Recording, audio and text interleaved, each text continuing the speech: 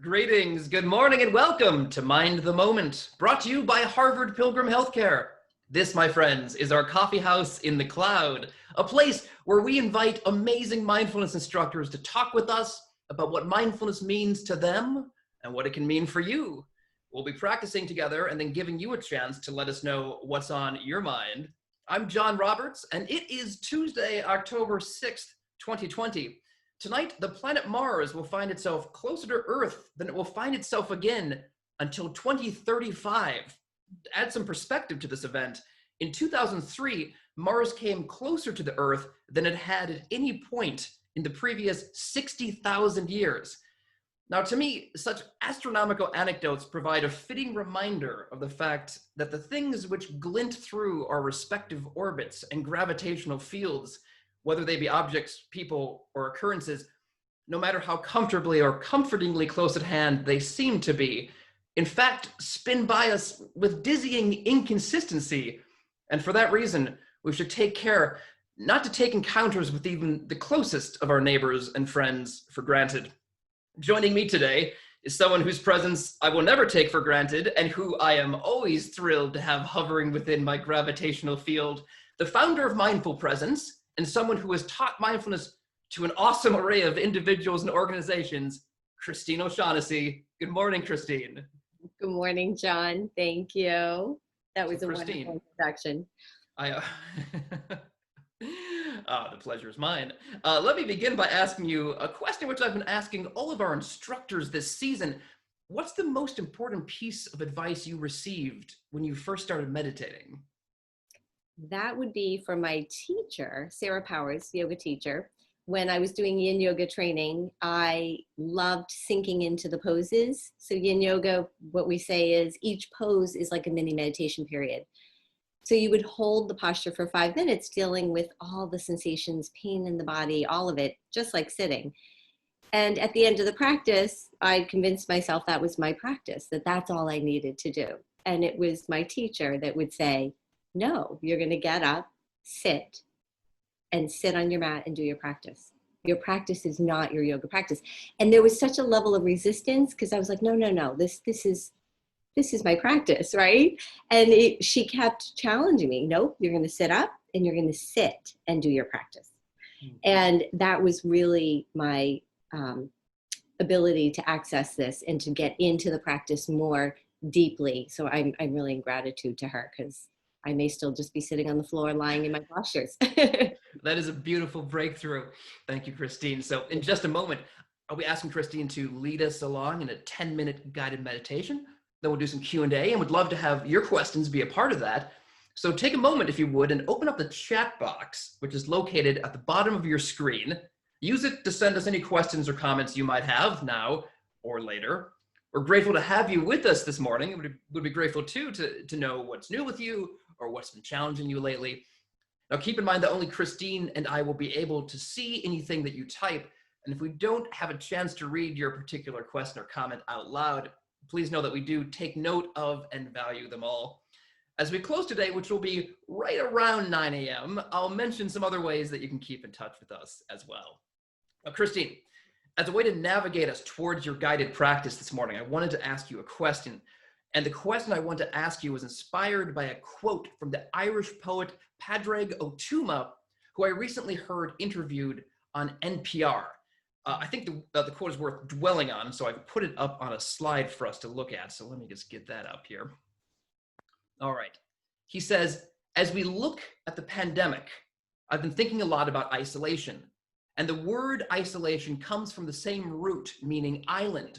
If you've ever been on an island, you always find yourself looking to a horizon to see another island or to see the sunset or to see, is there a boat coming? And I think poetry can help lift our eyes to other islands. We can hear stories coming from other people. We can hear ways within which the heart can be uplifted or truths can be named that are not otherwise being named. So, Christine, Padraig Ó Tuama is talking about poetry, but can mindfulness be a similar boon to us in the midst of isolation, the isolation which all of us are feeling to one extent or another? Can mindfulness help us feel senses of connection and in doing so, uplift our hearts? Yes, absolutely. Because when we are practicing meditation, specifically ones of compassion or loving kindness, where we're really cultivating those qualities of heart, right? The four divine abodes, we're settling into this uplifting joy, this sense of connection to all beings. And it's a way to remind us that we all have this shared human experience, that yes, in a pandemic, we're all suffering, but we can also all find these moments of joy and uplift. And our practice is what sustains us. It keeps us in this moment, having gratitude for what we have right now. Even if it's something as simple as enjoying the taste of your coffee right now and just having this moment to sit and be. That's great. Well, I was hoping maybe you could your practice this morning, if you wouldn't mind developing those themes within it, that would be fantastic. Yes, we can definitely do that. Okay, so should we start now? All right. So I'm going to invite everyone to just get comfortable in your seat. You are welcome to have your eyes open or closed. If you have your eyes open, you can just have your gaze downward and soft. There's no need to be looking at me for this practice. And we're going to start by just taking a deep breath in. And as you breathe out, begin to just feel your feet connecting to the floor. And taking another deep breath in. And as you breathe out, begin to just get a sense of the room around you. Just noticing the temperature of the room. Noticing any sounds inside or outside of the room. Feeling the air gently touching the skin on your face. Feeling the air gently entering and leaving your nose. And letting your attention stay here for a moment as you begin to release all the activities of your morning and what it took to arrive here on this call. And releasing anticipation of what's to come in this session and in the rest of your day ahead. Arriving fully in this moment on this breath. And then letting your attention settle in your throat and just feel the gentle rhythm of your breath here. Notice any sensations in the throat. And then moving into your chest, just feeling the gentle rhythm of the chest, rising and falling with each inhale and exhale. Notice if the chest feels heavy or light, loose or tight.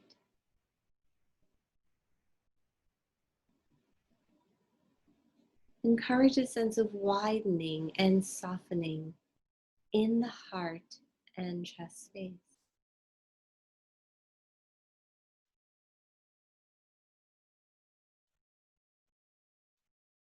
And letting your attention stay here, connecting with this quality of heart, this generosity of heart.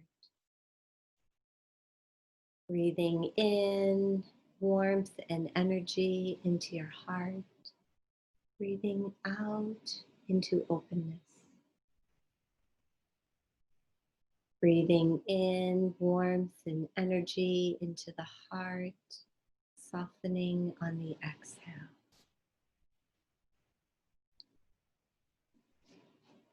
And allow your attention to stay settled here in the heart.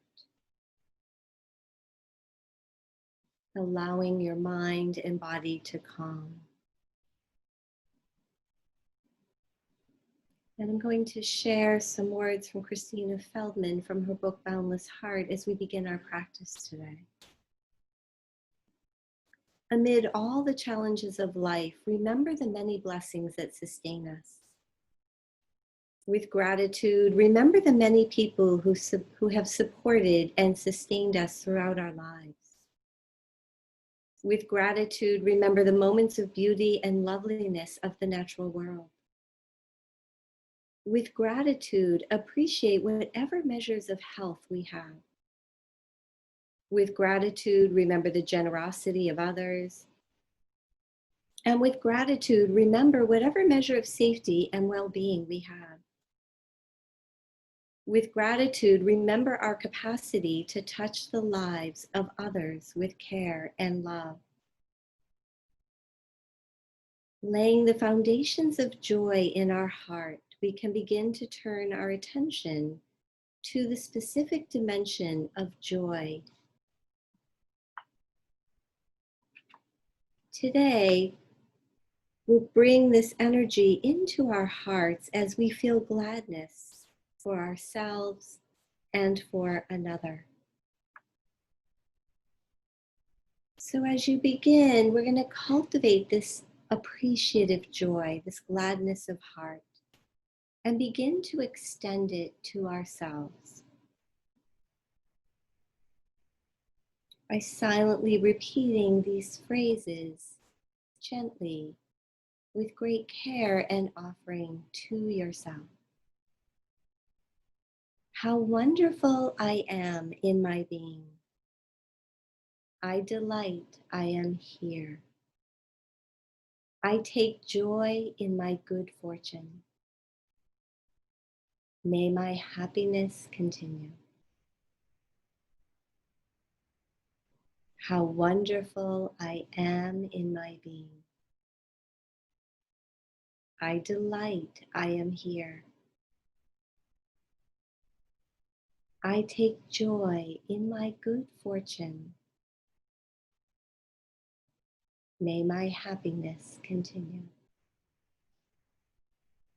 As you repeat each phrase, imagine it moving through every cell of your body, warming your body and your heart.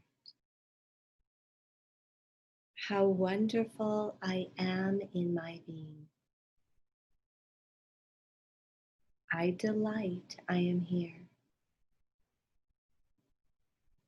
I take joy in my good fortune.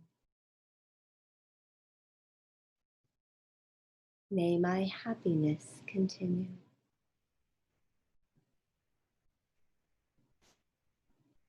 How wonderful I am in my being.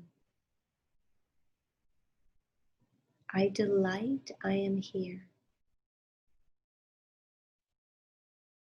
I take joy in my good fortune. May my happiness continue.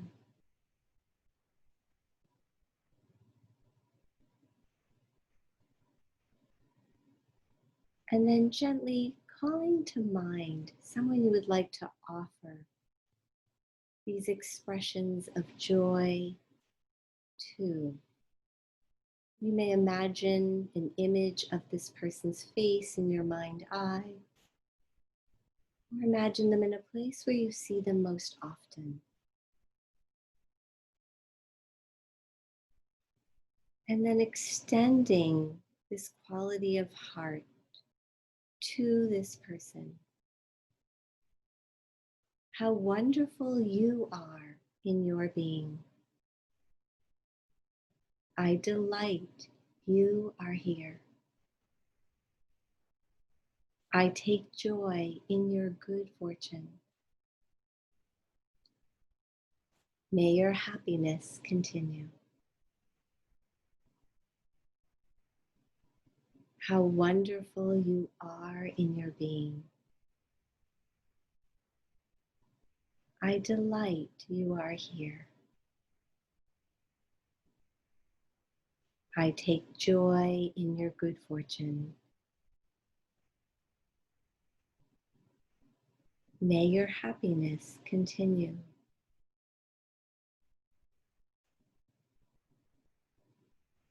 Sense how you respond to offering these phrases to another.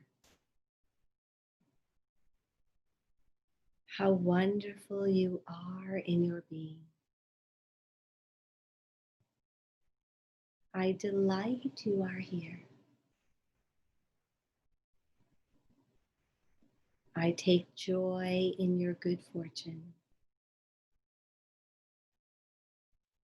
May your happiness continue.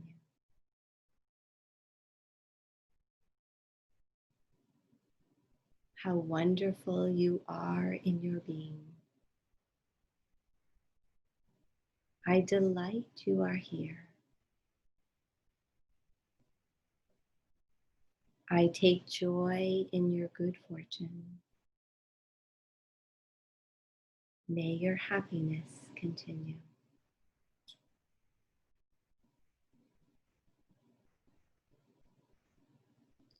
And then gently releasing these phrases and resting in this quality of an awakened heart. Feeling the breath gently moving in and out of the heart.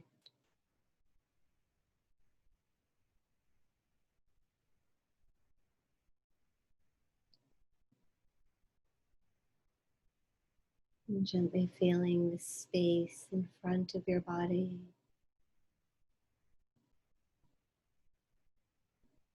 Noticing the space to the right of your body. Feeling the space behind your body. Sensing the space to the left of your body.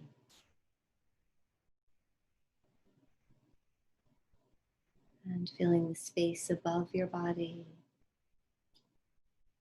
and below your body. Breathing in deeply, and as you breathe out, filling this space around your body with appreciative joy, gladness of heart. Breathing in and breathing out.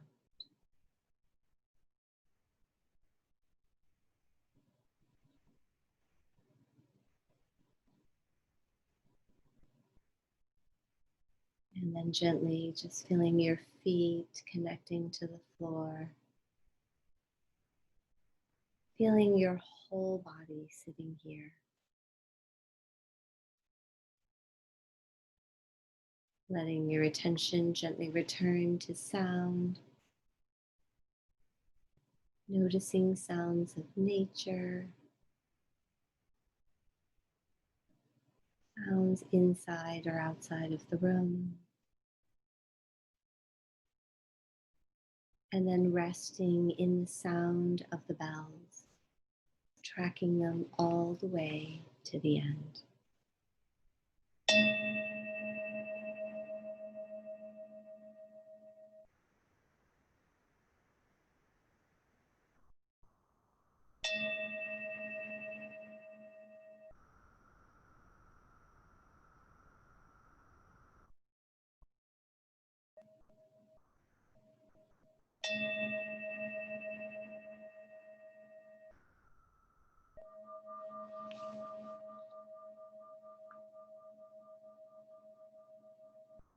And when you're ready, gently opening your eyes, coming back into this space, and notice how you feel.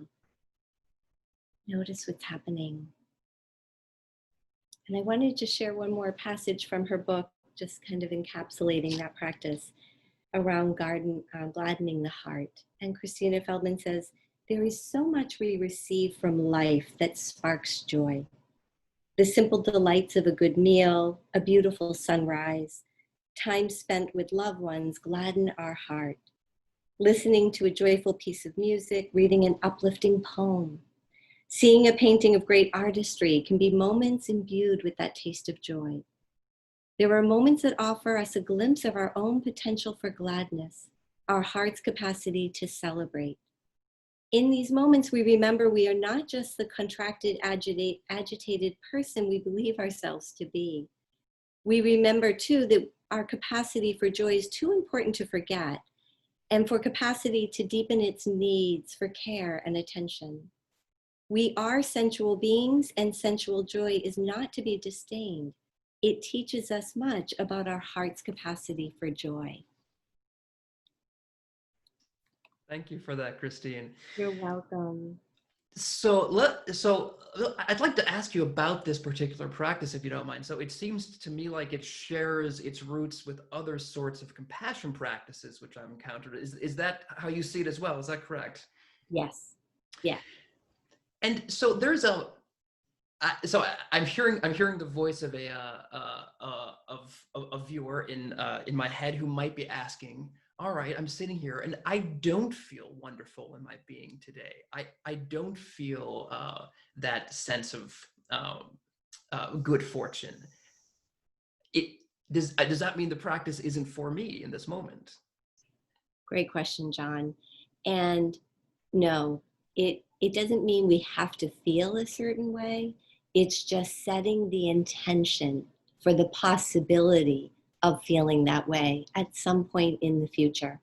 And even when we're at our darkest moments and we may be sitting with so much pain and suffering, when we can turn our attention to the heart, everything starts to soften, even those hard edges of just that suffering. So it isn't meant to make us feel a certain way. We just want to see if we can sit in the receptivity of the possibility of awakening this appreciative joy. Oh yeah, I suppose it's like any other sort of exercise that we do to prepare our muscles for activity later. You know, it's like it's just laying that groundwork so that then when when the effort's required, you have that muscle memory, that compassion muscle memory.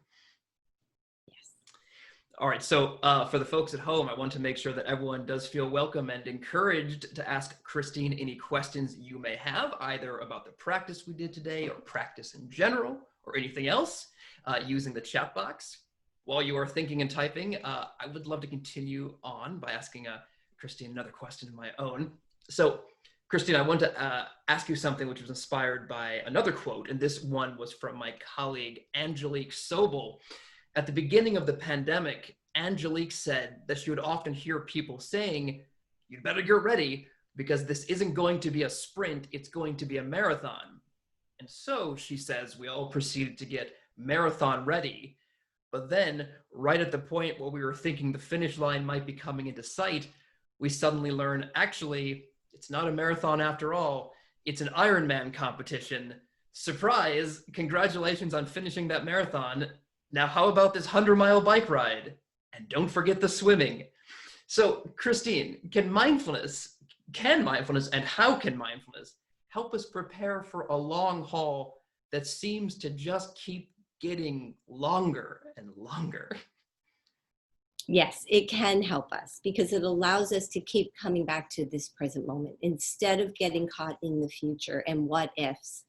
Instead, if we can just rest in this moment, we're the most at ease when we're settled right here.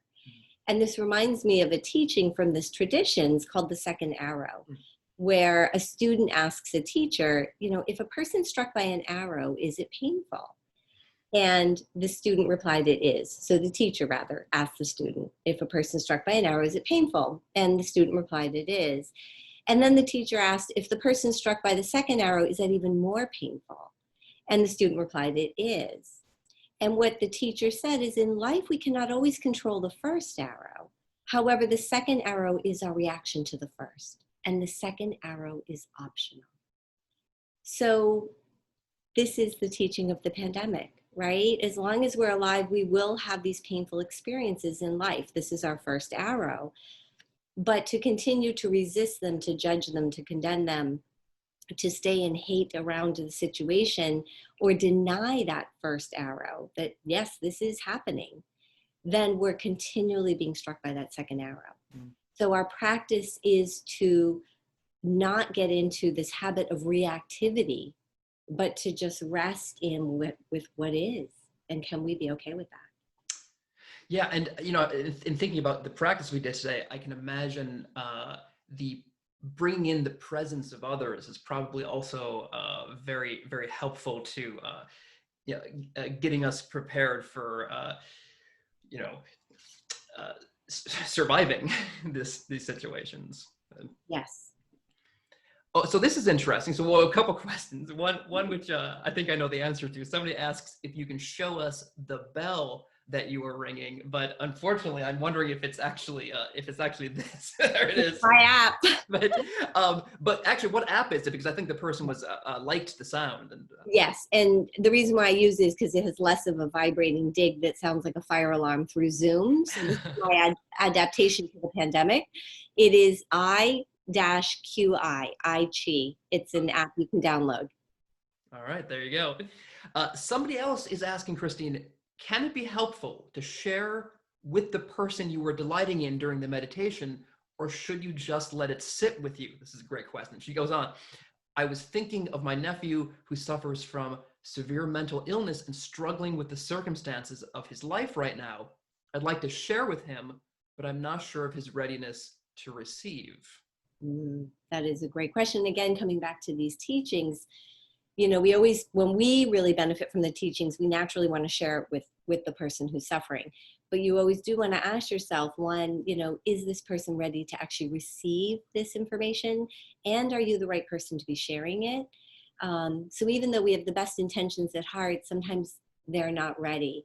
And I too can share those experiences only because I have a son who's suffering greatly right now with an illness affecting the body and the mind.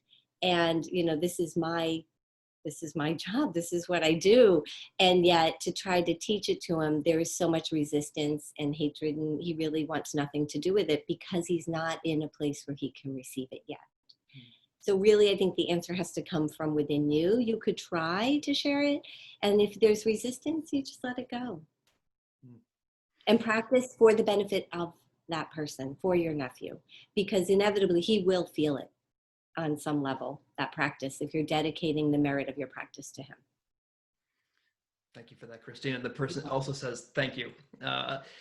So, Christina, if you'll allow me, I want to lay down one more quote in front of us. It's a very quote-heavy show today. This one comes from Olivia Hoblitzel in an essay she wrote for the Cambridge Insight Meditation Center newsletter. Olivia wrote, "Joy is an act of resistance to the social upheaval, breakdown, and oppression sweeping the planet.